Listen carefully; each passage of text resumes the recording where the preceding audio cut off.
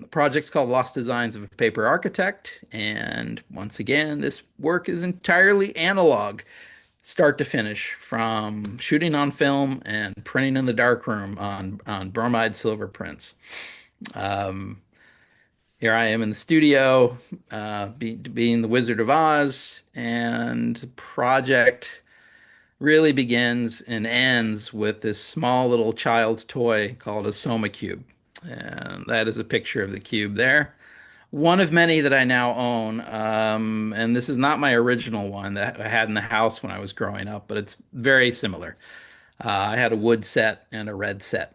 Um, so back in the pandemic, like all of us, we were bored out of our minds, and I started to build architecture with these seven unique pieces that make up this cube. And I have a lot of architecture in my head. I shoot architecture professionally. This reminded me of the Rockefeller Plaza. It's got a lot of similar attributes, the stacking of forms. Then I thought, well, what would that look like photographed, black and white, a little more abstract. So these are just little phone shots I started to take. And, Eileen, I didn't ask about time, but 45 minutes to 50 minute for the chat. Yeah, is Fine. okay. That's Yeah, good. okay. That's good. Okay. All right. So we'll shoot for about roughly 8 o'clock. Maybe have a little time for extra questions too. So it's just my kitchen table, building objects, trying to make form, trying to think about the beginnings of lighting, but this is just the single light bulb above. Lighting gets way more complex as the project goes on. Here's another set, and you're wondering why am I showing you this tumble of objects? This is actually the how to put the object back together. So this is the Humpty Dumpty Lego breakout of how this form will come together. This one, when you kind of tack them all together, not gluing, they're all free form just by gravity, looks like this. So it's just good to see what the breakout looks like, what's on my mind, and then how it kind of comes into a form. I start also playing around with what if this was an architect who lived in the 1800s, let's say, late 1800s, started designing all these unbelievably amazing pieces of architecture, but nobody ever saw them because they were never built. So that's the paper architect part of the project. A paper architect designs but never builds, so it lives in philosophy, it lives in theory. Um, I'm also giving them names. This one I fictitiously called Jolly Rock Daily Star Building in Kansas. Helped me to, while I was building these, to think about it as an actual architectural project, a problem to solve, a building to make and a function it had to take on, so that when these pieces all come together, it would look like the thing itself. It would be driven by an idea behind it. This looks like absolute nothing. This is again the Lego breakout. Believe it or not, this does not take any tape or glue or anything, and it comes together like that. Very much reminiscent to me of Frank Lloyd Wright's Falling Water in Pittsburgh, and in black and white. Again, starts to get a little bit more of the abstraction and the conceptual idea I'm going for. Toddling Brook, Grace Wilkinson Home, a little nod to Frank Lloyd Wright's efforts building Falling Water. Okay, so you can't escape talking about the Bauhaus, its origins in Weimar, Germany, late 20s, early 30s. It didn't last long in Weimar. It moved around several times. Walter Gropius, of course, is the theoretical founder. We could talk about this could be another hour if you want to do this sometime, Eileen. We can talk about the Bauhaus for an entire hour, but you should know that it's part of how I studied when I was in college. Some of the things that sort of guided me both in graphic design and in painting. The form, distilling it down way too far, form following function. Our architecture speaking about what takes place there at the site. that it should be in effect look like what it does, I guess, in some form. It'd be high utility, high function, and really humanistic, I guess, right? So that the building is serving the human being. The building is an active part of making living a positive experience, making work a positive experience, having a building that coexists and enhances what it is to be a person working and living in the world. Um, okay, this this is Gropius's first. So I think it's the Lincoln. I have it here. A Lincoln House built like late 1930s. And then there's this fellow named Mies van der Rohe, you guys might have heard of. This is one of the building he did in the 50s. And we can see the commonalities using units. I started to see like the brick-like form. Bauhaus isn't just brick and straight line, but uh, the ideas were implanted. I've held them in my head a long time, and now they're starting to come out. And I go shopping. I go shopping on eBay to get myself a whole bunch of kits, Soma cubes, that I start playing around with to expand and complete. Start playing around with the project. Okay, no questions yet. Good, but if they come in, give me a shout. The one you see on the left here is the old red kit. I used to have one of those, lost to time, but then I found it on eBay, and principally, 80% of the sculptures I made, the buildings I made, were with the red set. That'll be clear, more clear as we go on. Why I used red plastic. So, this shot, an homage to a colleague of mine, Scott McClellan. This is the inside. It's like looking at the ground glass of a 4x5 camera at Society Hill Towers with a red filter on the lens on the outside of the camera, or I mean on the lens on the exterior. And had taken this not too long ago, and I thought this is what I'm going to use as my tool. It's going to be a 4x5 camera. It's got everything you have: swings, tilts, shifts, all the things that can help you put a building into plane and give you the focus and accuracy you want, or disturbance in focus, intentional fall off. I thought, yep, that's what we're gonna do. So, oh no, there we go. I'm already shooting architecture all the time, both in 4x5 film, but also in digital color.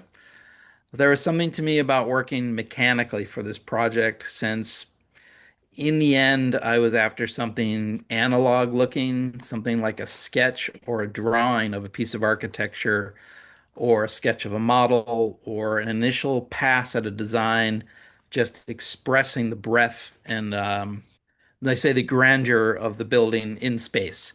And this was, at least in the late 1800s, it was commonly done with graphite pencil or charcoal drawing. There weren't digital renderings. There wasn't like super accurate ways to do this. So there would often be there was accurate ways to represent and design, but they weren't utilizing any aids on a digital level. So it was very human. It was the hand touch on paper, sometimes with pigment, sometimes with watercolor. So it was this camera here. This is a little Sinar for all you techie folks out there. Sinar F1 is just a great rail studio camera, capable of just about any movement and anything you want to do in terms of achieving the things you want on film. So it pops down. So here, if we go back here, a couple, this exists in Montreal. This is actually, let me see, let me take that recording off.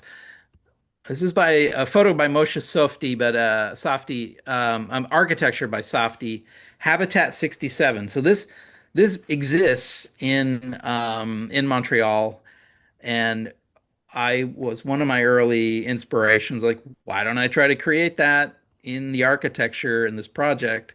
So this is what I ended up building. So this is the piece there. Just a little bit of a bend, not perfect linearity, starting to spin things on their axis, just like the Daedalus. just like the softies piece. I called mine Daedalus Habitat. And then getting back to that ground glass, I'm now in my studio beginning to work using filtration. Again, this is red filter of a red object. So in photography, you know that in black and white, that will turn an object quite white or even like alabaster. This is my all of the filters that I own. They actually come from a guy named Smokey, a mentor of mine, and he basically sold me his F1 kit. Oh gosh, 6 years ago, 7 years ago. So I have everything from light orange, light yellow, light blue through green, reds, or deep deep red. And they all will change the coloration or the rendering of the value and tone on the negative of the object itself. So it's getting kind of techy. So I also have a cheat sheet nearby. I did all of these thorough tests. I guess I'm pausing for a moment here to say how beautifully technical photography is, but it doesn't mean anything if it's not blended with an idea, an aesthetic, a rendering, expression. So all the knowledge is terrific, and I really relish and live in getting things right for an exposure, getting the f-stop right, getting the depth of field right, all that stuff. But it's always in service. It's below or in service to the idea, the rendering, the piece you're trying to achieve, the creativity that you're driving. So I have my little cheat sheet here. This is telling how many more stops of light I need to expose when I throw a dark filter of some kind or another. Some are light, some are more medium, some are darker. That's the compensation. And this is not film. This is this is an iPhone with a screwy like filter put to it, and it sort of triggered ideas in me. First of all, you'll see that it's white. So this red object with the red filter makes a very white picture, or makes a very white object. That's classic photography. A green filter of green leaves, the leaves turn white. Check your Ansel Adams books on the negative. Get 300 pages on what filtration can do out in the landscape and out in the real world. But I kind of like this idea of this like uh, almost like an aged drawing, like it was a drawing that was made and then it languished in a basement for 150 years and it came out with water stains and wrinkles and bent edges and like just failures. But the drawing somehow still had some integrity left to it. So that's this, and this becomes important to me as I move through the project. Steven, no questions yet. We're cruising. No questions yet. All right. There, Okay. there, there is a comment though, Oh, Rick, yeah. Comments are from okay.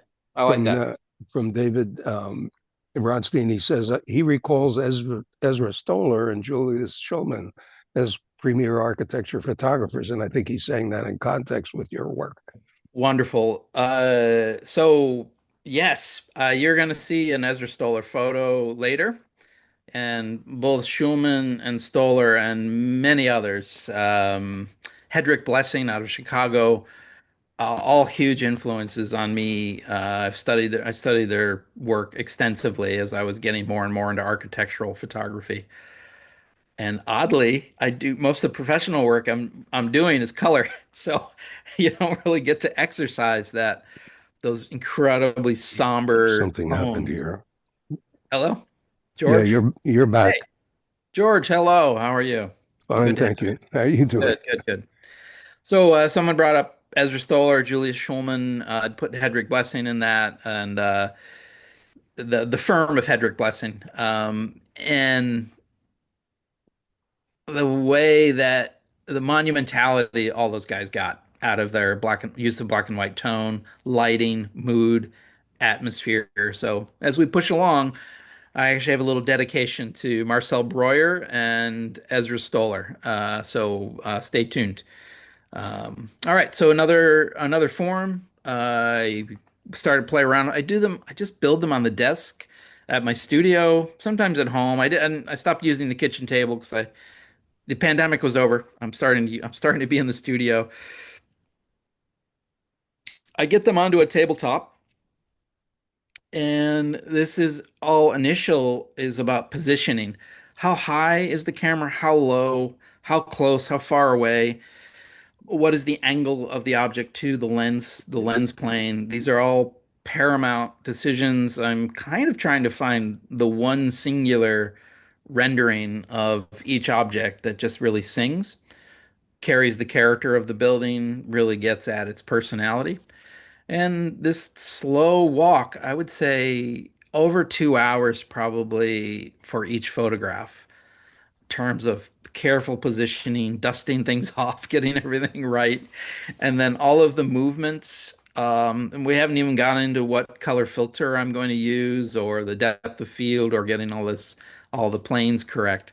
One lovely part of 4x5 camera, this is like a little techie bit, but it's also why I put it in because this is why I chose this camera or this working method for the project is a Scheimpflug principle. And if you see it, it's just the lines are very clear. The plane of the front of the object is at an angle.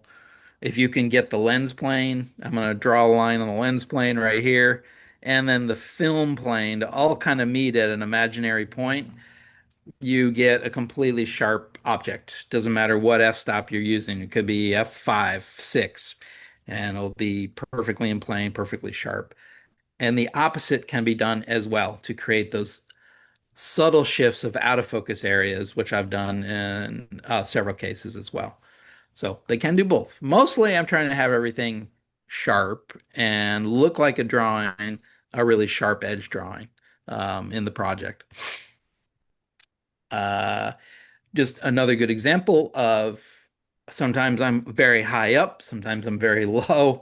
You're just gonna start. We talked earlier about like lighting, so strobe is my main weapon because I'm throwing so I want to use I'm upwards in f16, f22, f32. I'm using like kind of the middle or middle high part of the lens aperture wise.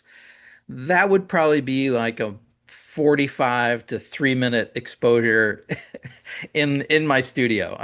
I didn't want to do it under warm lights, so that's why I brought in the powerful strobes so I could be able to shoot easily and comfortably at a fast shutter speed, reasonable shutter speed for syncing, but all the light that I needed for f16, f22, and f32 roughly. Okay. Um, all right, so here's this object. This is that Jolly Rock, the Jolly Rock Daily newspaper building we saw earlier. Now it's up on the stand. It's the star of the show. I just love living inside the ground glass. For folks that have worked with 4x5, it's very agitating initially because your image is flipped upside down and left right. So you will get the second you get under the hood to look at the glass under a black hood, you're disoriented initially. But compositionally, I think it's a gift to have things toppled and in a confusing state because then you kind of look at the form more purely, and that also was an aid in this project. So this is me flipping and correcting and converting to black and white to give a feel for what maybe the print will look like in the end.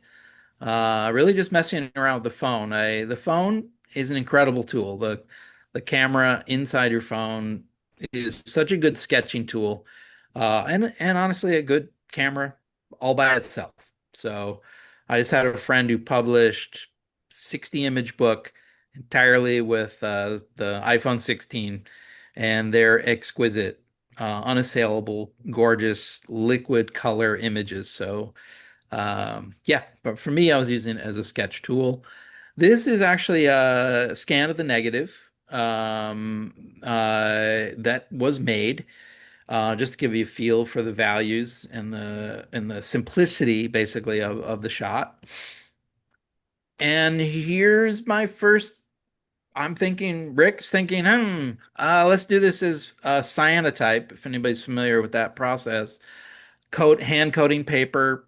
It's a water development, super old world process. Kind of reminded me of like architecture blue, like blueprints. So I thought that's kind of a cool thing, to have that reference point to the old blueprint style for drawing. Well, basically for the design, the engineering drawings was when you're using blueprints, not really for the rendering or the presentation to a client like you would for a drawing or a watercolor or nowadays full scale 3D rendering, three-dimensional rendering with computers. So yeah, I liked it.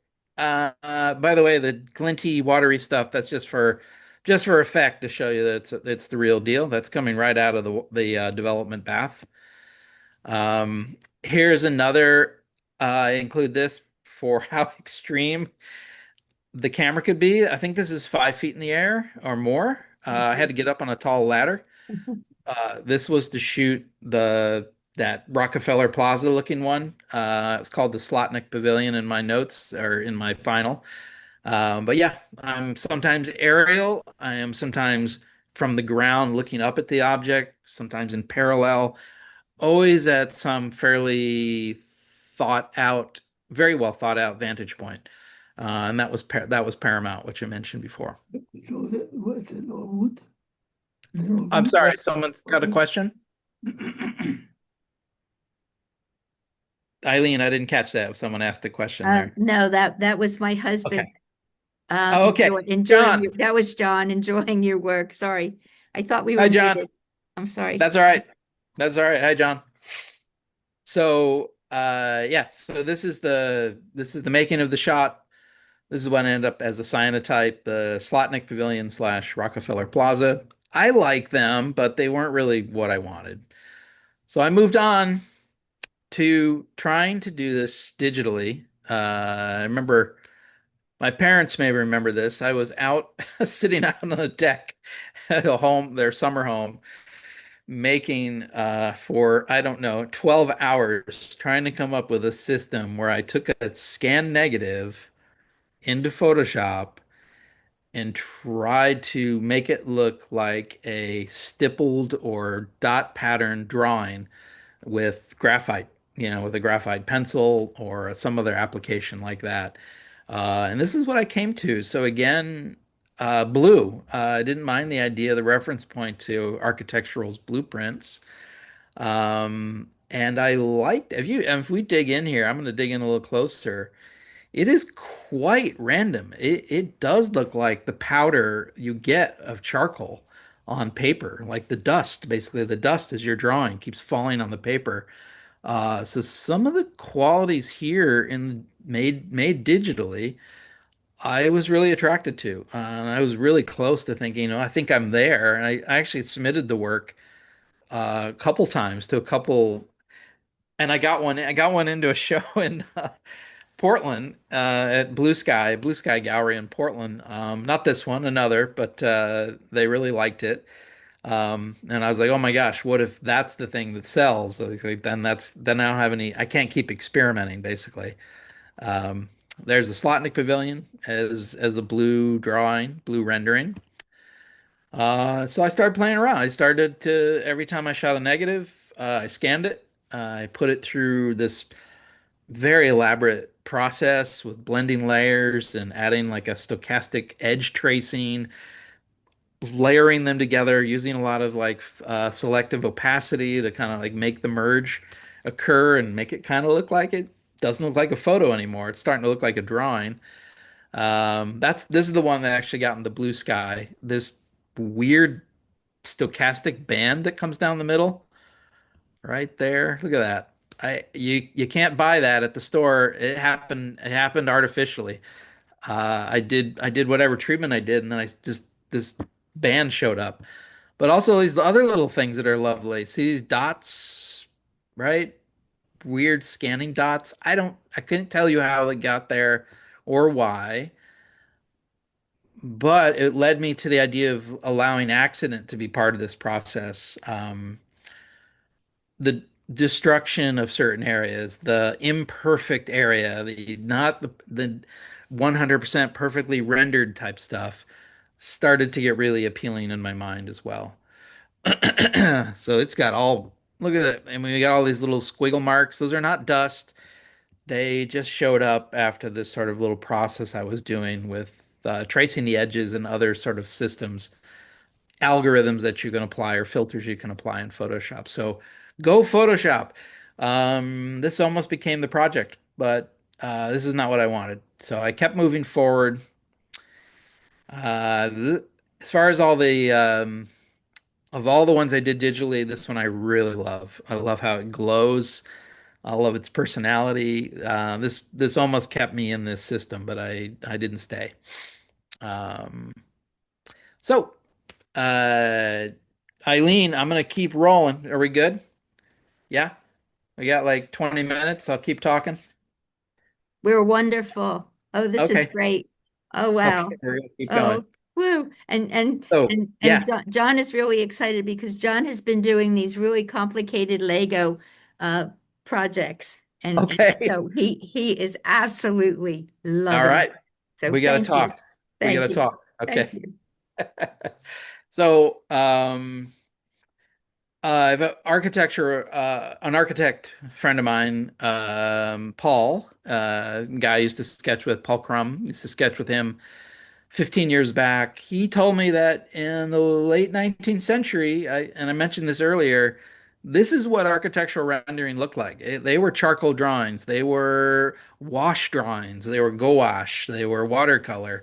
They were graphite. They were, and look, just the wonder and amazement of just like barest rendering of rock, just to kind of knock it in, and then the architecture just so looking very much like marble or concrete, or you could just fill in the blank, whatever you're getting, even steel. It's like almost like a matte steel quality to it. Beautiful. And here's another you may recognize, well, more modern. This is a modern drawing. And yeah, so many of these things you can't find attributes online. So when I do, I'll tell you who they are. But this was a sketch I found online for Falling Water, Frank Lloyd Wright's Falling Water. And I thought, this is where I want to be. This is where I want the project to be. How do I get there? How am I going to get there? So I landed here, and this was the beginning where the project really came together. In my class, we do a lot of like what they call Lith development. It's a special developer. It works beautifully with bromide salt papers. These very old, not a lot of bromide salt papers left. They're all usually out of date and usually in not great condition. But that is exactly why this looks so crazy and has so much accident. Weird things like down in the corner you see here, just smudges and marks. It's all just because the silver is no longer intact and perfect in the paper.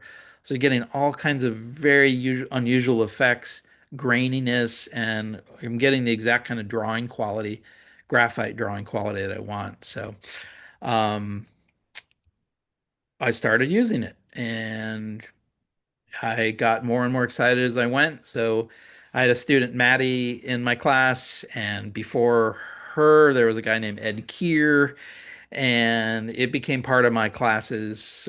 Usually, one student kind of really running the Lith Bay. People do it now all the time. There are even classes over at Fleischer in this particular method. Um, but this particular paper, if you take a look, these areas up in this upper left, that is an utter failure of silver. It's no longer rendering in a continuous tone way. It's just clumped and failing, and it looks exactly like I want it to, which is a drawing that's decayed, or coffee was spilled on it, or acid, or lemonade, or something, just something lost and ignored. But the other amazing things that are going on is the sort of washy kind of look, like you put down charcoal and then you rubbed it back off with a cloth and you etched in some lines, you like erased things, you brought it back up. So that's the life of this work, and this is an alternative just to show you how Oh man, how unique these prints are. One paper to a different paper. Okay. I'll switch from one Kodak to a different Kodak paper, different color, different rendering, but still that amazing texture, and the amazing failures that go on. The sort of lines and fogging and all, especially the upper corner there's a lot of fogging. Paper white, forget it. That's gone. You're not going to have that with these old papers. So they all have this kind of muted, lower tone. Like the lightest tone is still very muted and down, pushed down a little bit. Another great drawing, just to reference point, and like I just was like, oh, there's that, and then I'm doing this with the method, the Lith development with bromide salt papers.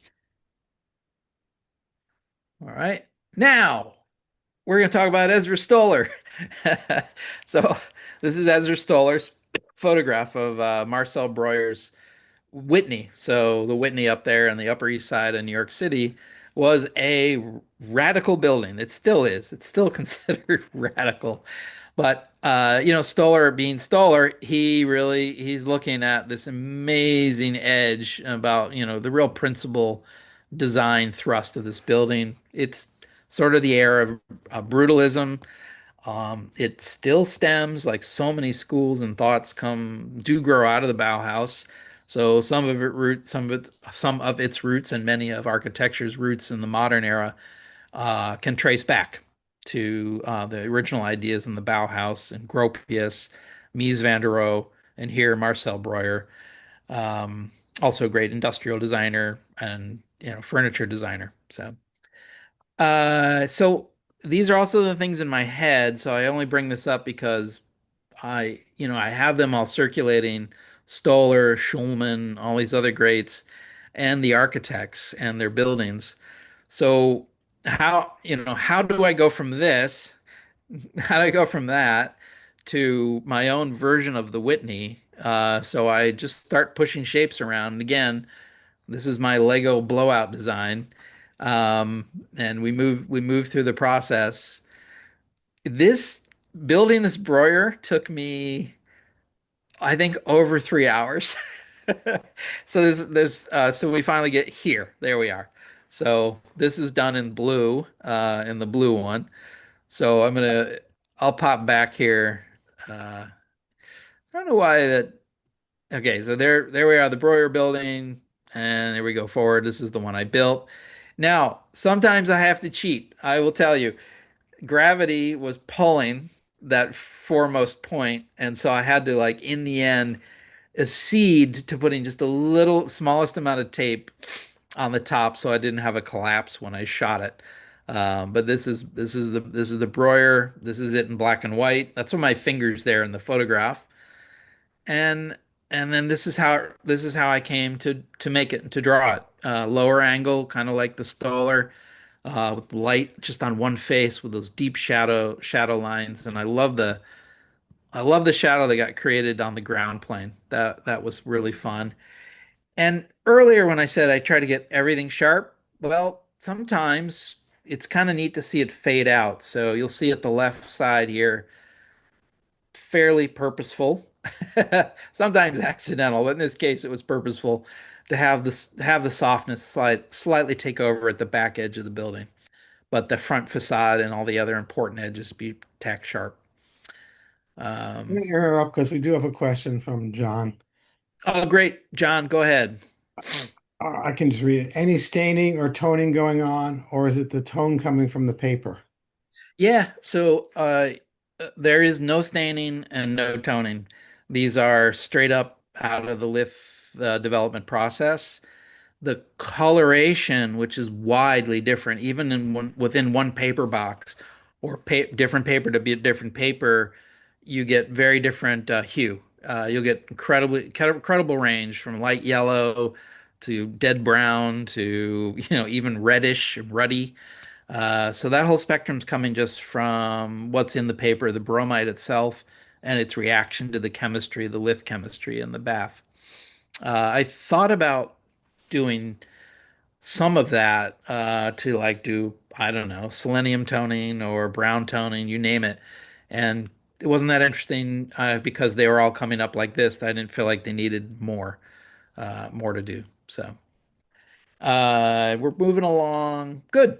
All right. I got about 10 more minutes. I'll show you a few more slides, but that's my little talk about how Stoller, Schulman, any of the other greats like that influenced this project.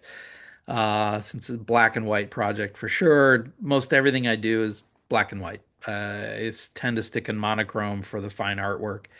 Uh, Another quick question. yeah, sure, go for it. Amazing. Use, and I'm gonna spell it Portigna paper.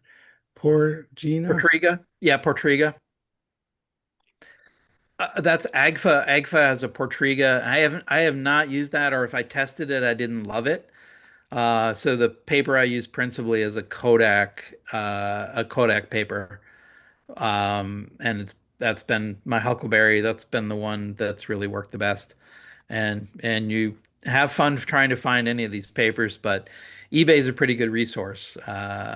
And they're always going to be fogged. They're always going to have problems. But yeah, Agfa Portriga is beautiful. Bromira, Agfa Bromira, Bravira or Bromira. Anything that has a BRO in the word is a good chance it's a bromide salt, and that would be one worth exploring. All right, so moving forward, this is the setup. This is the strobes. On the right here, you see just hot lamps. So once I get that object up on the table, right, I take this little hot lamp. It's just a dome. It's stupid. It's like a $12 lamp, and I take that $12 lamp, I move it all around the object, low, high, side, top, bottom, trying to find what kind of light. Is it morning light, late night, nighttime, sunrise, sunset? Does it come over the plane? All those kind of decisions are making once I've found the vantage point, or in combination, I sometimes am doing them both together, vantage point with the lighting and moving that little lamp. But this is to avoid it's like I guess is the teacher in me, right? I guess the lecture part for myself, this is to avoid having a static setup. Was my lamp is always high on the left, my camera always goes here, and then I put the object in the same spot, and maybe I rotate it a little bit every time. Um, what I try to do is investigate the what do you call interrogate. I interrogate the setup every time. It's broken down, the camera's put away after a shot's done, the lighting is moved out, the camera is put back to its neutral and average height and neutral and pushed away, and then you start from the top. So that's the idea there. Um, this saved my life. This is just a Gaussian incident strobe meter.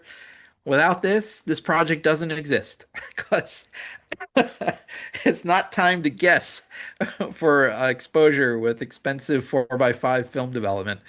So it just gives me, I dial in my f-stop and it's telling me a shutter speed. I'm sorry, I'm dialing in my ISO and my f-stop, and it's going to tell me at that particular output whether it's going to match up and give me the right exposure. So this is why I use strobe as well, because I needed the power.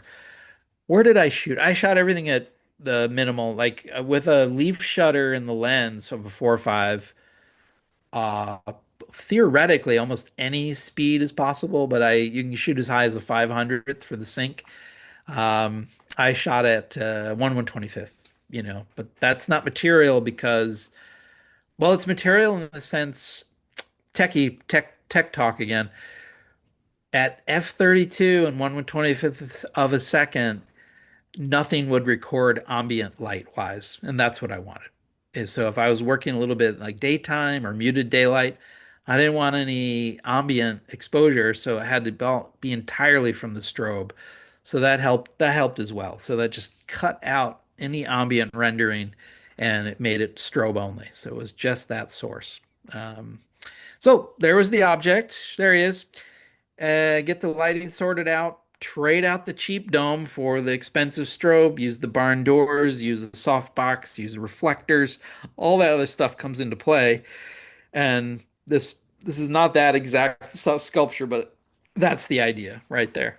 again back to this rendering on this beautiful bromide paper. So I'll show couple more setups, and I'll show you a number of shots from the project to wrap it up. And I'll end with where I'm at now, which is trying to say goodbye to the project. I'm trying to make it into a book. Um, so this is again the blowout. This is what it looks like in its built form. Rotated, it starts to look. This is a granary. It's supposed to be a granary. For harvesting wheat and processing it. Um, there it is, plain as day, before any treatment, any negative, anything else. Just a little phone shot on the sitting on top of the still life table. This is what it kind of looked. This is what it looked like in the computer back when we looked at those computer renderings. And then this is the language of the project where it becomes a full out negative printed onto a bromide paper. This one's very sketchy, very loose charcoal kind of feel to it. Different paper yet, but it's another Kodak paper that gave you like a few. It's fun to kind of dig in here a little bit if I can. Nope, not gonna let me. All right, hang on. Okay, that one doesn't zoom. So uh, now one more. We're gonna go back in time. This is the World Nations building. It's the idea of if you guys know the United Nations building, it's kind of two forms kind of curving together, a little bit of tower on one end. So this was the idea there. I go back to it just to show how far the project has come and where I'm really moving it. So I did it in wood, tried it in white. This also could have been equally red with a red filter to make a white sculpture, a white building. But this is where we ended up doing the language again of the Lith print. All right, so I'm just going to roll through a handful of these, finish where the project is now with a couple new buildings that I've made in the last few weeks. Um, Rick, excuse me, Rick. yeah, We do yep, have another question from David, and the great. question is, do you use Portriga paper? No, yeah, as I said, I don't. I may have experimented with Portriga once, but I didn't like what I got. But it's great. I mean, it's a great idea. Once I found the paper that was doing this, that was the end of my search. And I tried probably nearly a dozen different bromide papers till this one. Yeah. So Thank you.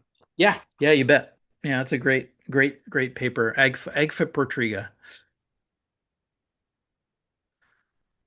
So they go from lightly rendered to very abstract. But all those things in those blue digital ones that we had are all here plus some in terms of accident and dimension and breaking of the grain. All these little rub marks you see in the lower right, lower left, it's not in the negative. That is an artifact of the Lith chemistry and an artifact of very old, out of date papers that have fogging and aging and probably moisture damage and you name it. There's all kinds of things. I put this in. I thought this negative is really beautiful as an object. The physicality of working with negatives and the physicality of the 4x5 camera, all of it, to me speaks to the process of applying the physical hand to making a drawing in the real world. I have a master's in painting and I still draw, but this kind of thing connects me to those roots, working with the physicality of things. Yeah, this one going from this is one of my favorites. This is called the 10 Grouse Copper Refinery. And if we go back to the ideas of the Bauhaus, a building looking like the form itself is the function, and in the interior is like something's going on, fire and bending of wire and something very, very mysterious and energetic.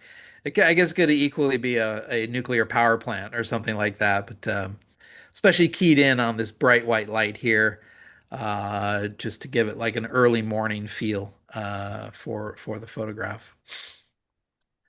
Back to our one of our earliest ones, the Fourth National Bank of Milford, New York. Shout out to Milford in the Oneonta, Cooperstown area where my entire family resides, and I have my roots. So this is that bank, um, and French name for this one, the Cathedral of the Kings, Cathédrale de les Rois, and I really love this one too. Um, it's hard. They're all like kids to me, I guess. They're all fun. Um, this is the Akins Baldwin. I'm trying not to cheat and look at the title. Akins Baldwin Performing Arts Theater in El Paso. Back to the conceit of maybe this should have been built or was just getting designed to be built. Um, oh man, this name. It's a Katzenjammer, I think. Yeah, Katzenjammer Mercantile in Amsterdam.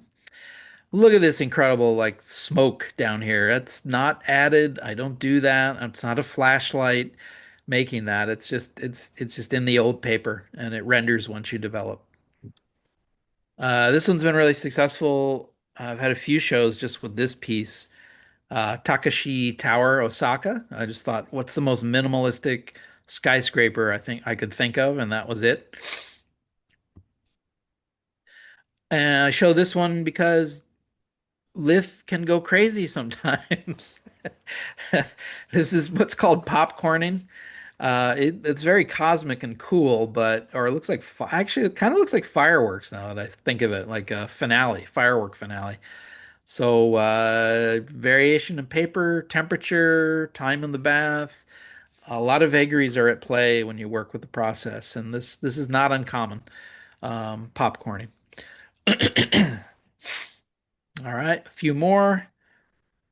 All right, Eileen, I'm doing good. It's almost 8. I think we're closing down here. You're doing great. All Oh my right. gosh. Wow. And Wow. this I this mean one is we talked about different types of photography yeah. and yes, yes, and this inspiration. Thank you. It's amazing. Keep going. Keep going. All right, we'll keep going. Thanks, Eileen. This one's just called a moon base. So I don't know why I thought this looked like it was on the moon. Why would they build a skyscraper or a tall building on the moon? But anyway, maybe it's more like an igloo or an ice sculpture or ice house. And sometimes they get really abstract. Depends. The papers can be really damaged. In this case, this one was. But these earth scorch marks and all that, again, totally accident. All just unpredictable. Um, and just 4 more slides or so here. This is actually a Louis Kahn. I can't not talk about him, our Philadelphia native architect. This is a library at Phillips Andover, or Exeter, one or the other, one of the Phillips. I think it's Andover. So again, looking at architecture and then creating a form. There, I'm going to close. Hopefully, can you see both at the same time? Because I'm Yep. halfway. Yep. Great. So this is the idea, like creating these little pocket or apps. Louis Kahn was all about absences and what's not there, the vacancy, like what should be there, but then is not, breaking expectation. Another lovely quote from Kahn is brick, what do you want to be? So it's almost like a Hamlet talking to York, skull, right? That moment, like holding the brick or holding the skull and just saying, what do you want to express? This small little building thing is capable of so much put together in certain ways. So that resonated with me, that quote, Kahn generally for this work. Um, and finally, I got a little bit of advice from a reviewer to, as you see at the bottom of this slide, to unsettle the terms just a little. Meaning, what he's saying is all the sculptures don't have to be exactly tight and perfect. Maybe break some of the pieces away. They don't all have to fit and be completely, absorbed into the logic and the linearity of them. So this is a start at that, which is to break it and unsettle the terms, unsettle my own philosophy a little bit in the end. That's one. Here's another where I'm working on an angle. So tilting it over. It might be reminiscent of Frank Gehry or Zaha Hadid. In fact, the next one is a little tribute to Hadid's work, and that's this one. And again, more abstraction, almost like a shimmery silver in this one, but almost always it's a red plastic object, and the red plastic looks like marble, stone, sometimes concrete, and sometimes mirror, sometimes metal. Um, and that's it. All right, that's your show, everybody. Hopefully, there's more questions, but if Really not, wonderful. another question. Actually, there is another question here from John Benigno. Great. John, Hi, John. he says, did you always accept the damage on the paper, or did you have to throw away any prints? Well, okay, so that's a great question. The Lith process is what they call by inspection. So when you drop your paper into the developer, the Lith developer, it's when it looks right, okay? It's not like, oh, automatic minute and a half and you pull the print and you move it down the line. It's a visual inspection and it is a dicey moment. Pulling too early, you may not get the black development. Pulling too late, things can collapse. And that margin, depending on how far along the chemistry is during a session, if it's young and it's very active, that can be a matter of seconds. So it's a heightened environment when you're plucking these out. So yeah, a lot of prints didn't make it because they got too dark or they just were too light. But in terms of the damage, I wanted that. What the very first print I ran, I saw that damage, the water damage or the fogging. I knew that's what I wanted. That's exactly the thing I wanted. So it wasn't an adjustment process. It was a hallelujah moment where I was like, that's what I've been waiting for, kind of thing. So yeah. Uh-huh. Thank you for that. Another question from Mike Silverman Yeah. says, well, it's not actually, it's both a comment and a question. Great to see the setup shots. And regarding your flash, are you ever using multiple? I don't.